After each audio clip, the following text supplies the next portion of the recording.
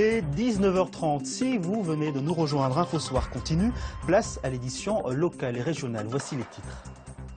Les frais bancaires sur le Caillou sont plus élevés qu'en métropole. Eh bien, une prochaine loi doit permettre de réduire les écarts. Le détail dans ce journal.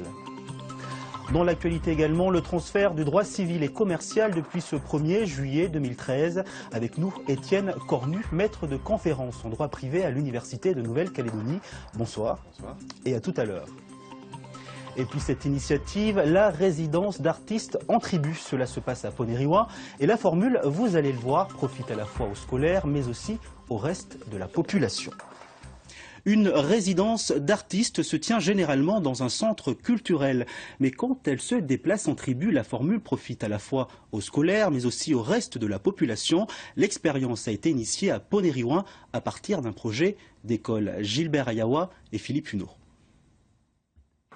Photo numérique, reporter en herbe, pour ces jeunes, travailler le bois réserve encore une part de magie. Flèches fêtières, échelles à igname, pirogues, les objets usuels prennent forme et leur usage se révèle. C'est pas comme ceux qu'on a. Ça, c'est fait à la main, c'est culturel.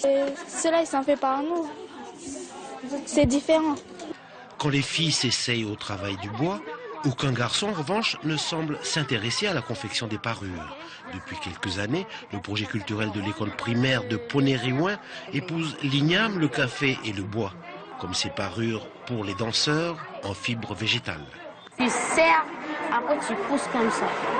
Graines d'arbres, coquillages, bambous et nacre se trouvent facilement dans la nature. En faire des bijoux, au-delà de l'apprentissage manuel, c'est une façon d'éduquer le regard, une initiation artistique en quelque sorte. J'aime bien ce qu'on fait ici parce que on apprend des choses. On apprend beaucoup de choses en faisant avec du bois. Mais quand on est à l'école, on travaille qu'avec du matériel en plastique ou du fer. Mais ici, on travaille avec du bois, on fait de la sculpture.